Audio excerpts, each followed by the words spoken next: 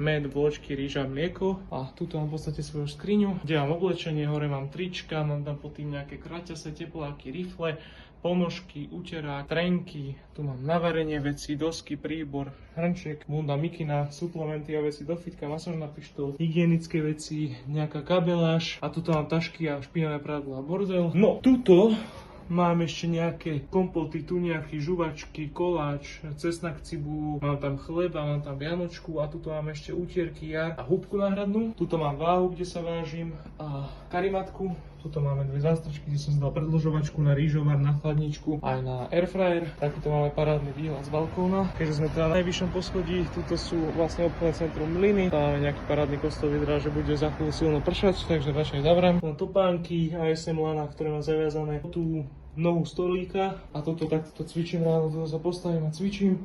A tuto máme obrovskú chladničku.